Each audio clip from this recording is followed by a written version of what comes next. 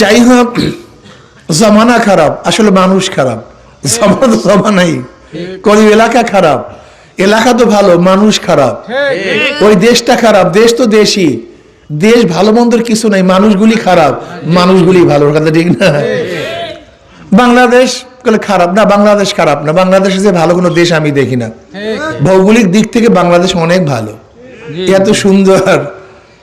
এই যে দেখেন, গ্রিন সিটি করার জন্য যারা আছেন শিক্ষিত সমাজ সবাই জানেন, গ্রিন সিটি করার জন্য হাজার হাজার লক্ষ লক্ষ কোটি কোটি বিলিয়ন ডলার ব্যয় করা হয়। গ্রিন, আমরা তো আল্লাহর কাছে দোয়া করি, রব্বানা আতিনা ফিদ দুনিয়া হাসানাতাও ওয়া ফিল আখিরাতি হাসানাতাও ওয়া কিনা আযাবান্নার। আল্লাহ দুনিয়াতে হাসান দান করো, মৃত্যুর পরেও হাসান দান করিও। আসলে দুনিয়া, এই দুনিয়ার চাকচিক্য, দুনিয়ার সৌন্দর্যতা, সব কিছুর দায় দায়িত্ব কিন্তু মানুষের। সব কিছুর দায় দায়িত্ব কাদের ভাই? মানুষের। মানুষ এত দামি, মানুষ এত দামি, মানুষের হাত যেখানে লাগে সেইটা দামি হয়ে যায়। বিশ্বাস হয় না? এটা ছিল গাছ ওই যে জঙ্গলে, কিন্তু মানুষের হাত লাগার কারণে দামি হয়ে গেছে। স্বর্ণ থাকে খনির মধ্যে, কোনো দাম নেই, মানুষের হাত লাগার কারণে জোর হয়ে মাথায় শোভা, গলায় শোভা পেয়েছে। মানুষের হাত লাগার আগ পর্যন্ত তার কোনো দাম ছিল না। আর ডায়মন্ড ও পাথর থাকে খনিজের মধ্যে, মানুষের হাত লাগার আগ পর্যন্ত সে দামি হয় না। এগুলো ছিল প্লাস্টিক, এগুলোর দাম ছিল না, মানুষের হাত লাগার কারণে অনেক দামি হয়ে গেছে। কি করেন? এটা ছিল একটা কাপড়, তুলা, ওই জঙ্গলের মধ্যে, মানুষের হাত লাগার কারণে আজকে সবাই শৈলে শোভা পাচ্ছে। অর্থাৎ মানুষ এত দামি, মানুষের হাত লাগার আগ পর্যন্ত কোন জিনিস কথা বলতে পারলেন না। মানুষের হাত লাগলেই জিনিস কি হয়? এত দামি। ওরা আশরাফুল মাখলুকাত, তো এরা সবচেয়ে দামি। সবচেয়ে বড় সমস্যা, মানুষ মানুষকে চিনি না। আমি কে, আমার পরিচয় আমি নিজে জানি না। আমি অনেক সময় অনেক গরিবকে বলি, তুমি তোমার পরিচয় জানো না, তুমি নিজেকে গরিব মনে করো, তুমি নিজেকে মানুষ মনে করো না। তোমার এখানে বড় সমস্যা। তুমি গরিব হতে পারো, কিন্তু তুমি মানুষ। একজন বড়লোকের মধ্যে যা কিছু আছে তোমার মধ্যে সব কিছুই আছে, নাকি নাই? একজন প্রেসিডেন্টের মধ্যে যা কিছু আছে, তুমি মেয়র, তোমার মধ্যে ওই নাক, চক্ষু, হাত, পা সবই তোমার মধ্যে আছে। দেখেন, গরিব হয়ে জন্ম হওয়াটা কিন্তু দোষ না, কিন্তু গরিব থাকাটা দোষী। জ্ঞানহীন অবস্থায় জন্মগ্রহণ করাটা দোষ না, মানুষ তো সব জ্ঞানহীনই জন্মগ্রহণ করে, কিন্তু জ্ঞানহীন থাকাটা দোষী, এটা দোষের ব্যাপার। আমি আমার কর্মদক্ষতা, আমার চেষ্টার কারণে আমি উন্নতি লাভ করতে পারছি, এটা আমার দোষ। যাই হোক, জমানা খারাপ, আসলে মানুষ খারাপ। জমানা তো জমানাই, কোন এলাকা খারাপ, এলাকা তো ভালো, মানুষ খারাপ। ওই দেশটা খারাপ, দেশ তো দেশই, দেশ ভালো মন্দের কিছু নাই, মানুষগুলি খারাপ, মানুষগুলি ভালো। কথা ঠিক না? বাংলাদেশ খারাপ না, বাংলাদেশ খারাপ না, বাংলাদেশে যে ভালো কোনো দেশ আমি দেখি না। ভৌগোলিক দিক থেকে বাংলাদেশ অনেক ভালো, এত সুন্দর।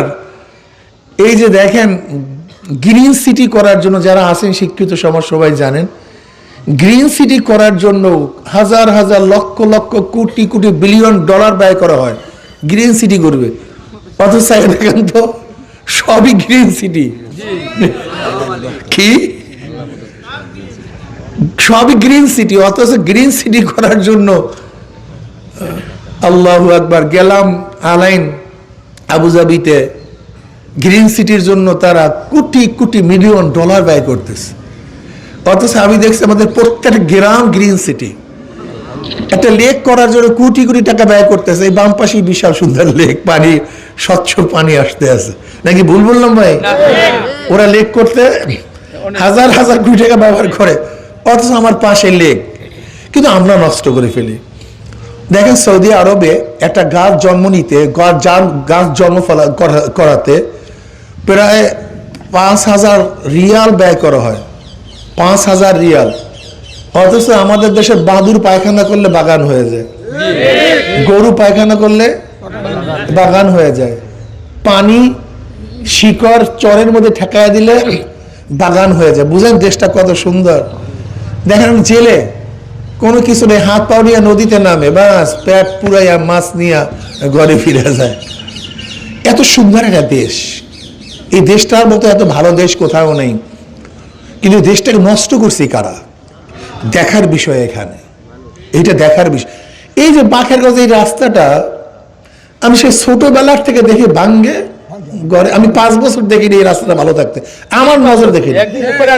হ্যাঁ, আমি দেখি নাই যে এই রাস্তাটা কোনো দিন কোনো সময় 5 বছর বা 2 বছরের জন্য সুন্দর একটা রাস্তা ছিল।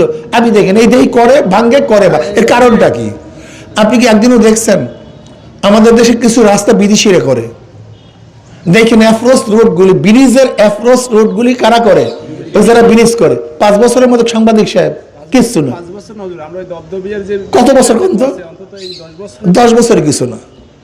10 বছরে অ্যাপ্রোচ রোড কিচ্ছু না। অথচ আমাদের দেশের রোড প্রতি বছর এখান থেকে শেষ হওয়ার আগ পর্যন্ত আবার পিছন থেকে শুরু হয়। রোডের দোষ না, যে করে হ্যার দোষ করেন।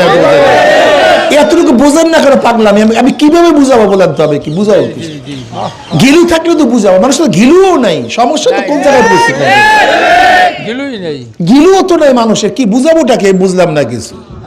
হ্যাঁ, দেখেন আগেকার মন্ত্রীরা কি বলছে, বাজেট করি 100 টাকা, গ্রামে পৌঁছে 10 টাকা, 90 টাকা চুরি। টিআইবি রিপোর্টটা কি? বাজেট করি 100 টাকা, 70 টাকা চুরি। তা করবেটা কি বলেন? করবেটা কি আমাকে বলেন? আমাদের দেশের সবচেয়ে বড় ক্যান্সারটা কি আপনি জানেন? আমাদের দেশের সবচেয়ে বড় ক্যান্সার হলো দুর্নীতি। আর এই মানুষগুলি আমি বুঝি না, দুর্নীতিবাজদেরকে বারবার বারবার বারবার কেন নির্বাচিত করে? তার মানে আমরা দুর্নীতিগ্রস্ত হয়ে গেছি, আমরা খারাপ হয়ে গেছি। এর থেকে বের হতে হবে ভাই, এর থেকে বের হতে হবে। বলেন তো, যে ব্যক্তি চোর সে মায়ের নাকে সোনাও চুরি করে, মিথ্যা বললাম নাকি ভাই? যে ব্যক্তি জালেম সে বাবার সাথে জুলুম করে না? দেখেন না, বাবাকে ঘাট ধরে ঘর থেকে বের করে দেয় না, এরকম ঘটনা?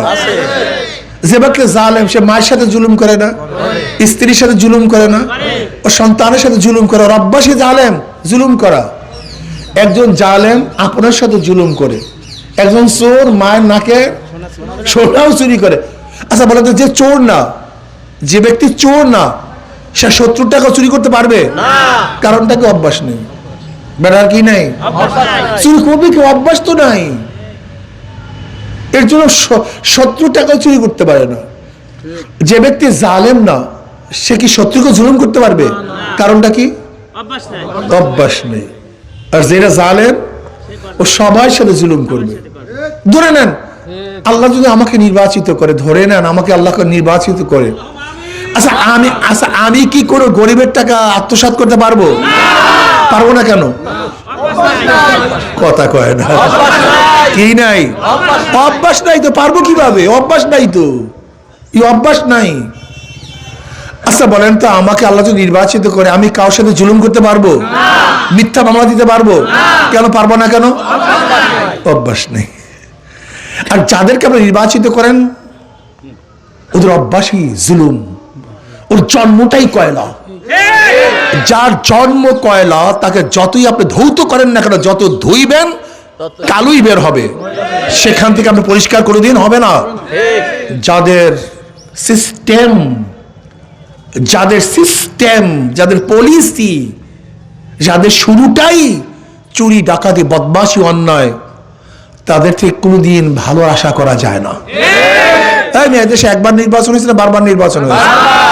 70 নির্বাচন হয় নাই, 73 নির্বাচন হয় নাই, 79 নির্বাচন হয় নাই, 81 নির্বাচন হয় নাই, 86 নির্বাচন হয় নাই, 91 নির্বাচন হয় নাই, 96 নির্বাচন হয় নাই, 2001 নির্বাচন হয় নাই, 2008 নির্বাচন হয় নাই, 2014 নির্বাচন হয় নাই, 2018 নির্বাচন হয় নাই, 2024 নির্বাচন হয় নাই।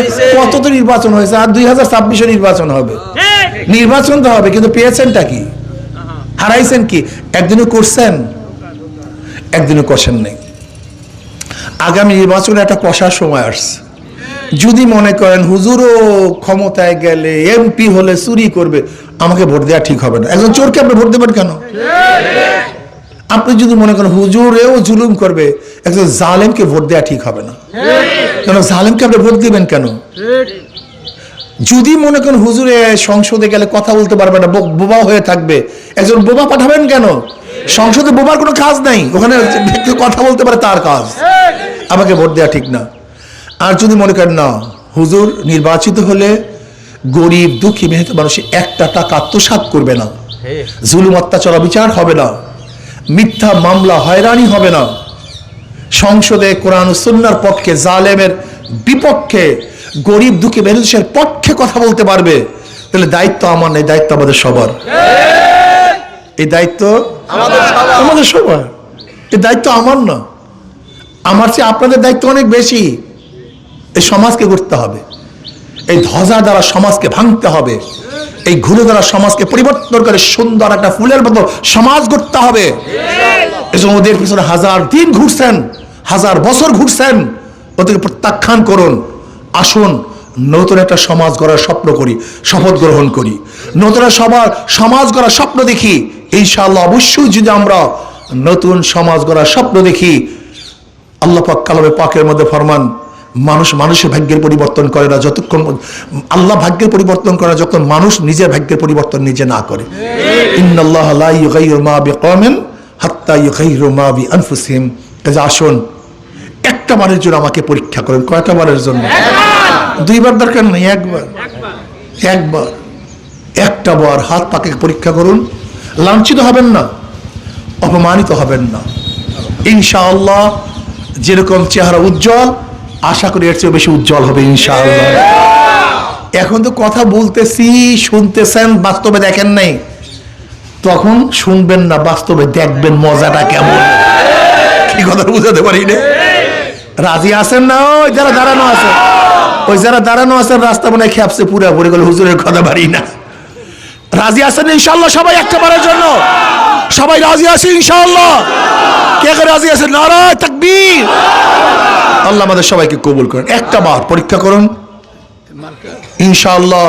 12 তারিখ নির্বাচিত করবেন, 13 তারিখ ইনশাআল্লাহ আশা করি যারা মিথ্যা মামলার মধ্যে আছেন বাড়িতে ঘুমাবেন। একজন মিথ্যা মামলার আসামিকে অ্যারেস্ট করা হবে না ইনশাআল্লাহ, যদি আল্লাহ আমাকে কবুল করেন।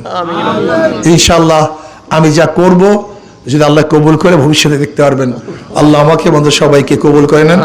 মাত্র কয়েকটা দিন বাকি, আমরা যারা সমর্থক কর্মী আছি, নহে সমাপ্ত কর্মমোদের অবকাশ কোথায় বিশ্রামের, এই কয়দিন কিন্তু বুঝেন নাই, প্রত্যেকটা দাঁড়িয়ে দাঁড়িয়ে ঘরে ঘরে গিয়ে বুঝাতে হবে ইনশাআল্লাহ। ওই তো বললাম যে খ্রিস্টান, হিন্দু, বৌদ্ধ, আমি সাম্যতা কায়েম করবো, সাম্য, মানবিক মর্যাদা, সামাজিক ন্যায় বিচার প্রতিষ্ঠা করবে ইনশাআল্লাহ। হিন্দুরা কি চায়, খ্রিস্টানরা কি চায়? জানমাল নিরাপত্তা চায়। হিন্দুরা কি চায়? তাদের ব্যবসা নিরাপত্তা চায়, তাদের মেয়ে নিরাপত্তা চায়, তাদের ধর্মীয় নিরাপত্তা চায়। ইনশাআল্লাহ আল্লাহ তোমাকে কবুল করে তাদের ধর্মীয়, তাদের জান মালের নিরাপত্তা ইনশাআল্লাহ আমি দেব ইনশাআল্লাহ, 100% দেব ইনশাআল্লাহ। একজন হিন্দুর উপরে, খ্রিস্টানের উপরে, বিধর্মীর উপরে কেউ আঙ্গুল তুলবে, সেই সাহস পাবে না ইনশাআল্লাহ। আল্লাহ আমাকে আমাদের সবাইকে কবুল করেন। মার্কাটা তো মনে নেই, মনে হয় আপনাদের মুসলিম, হিন্দু, বৌদ্ধ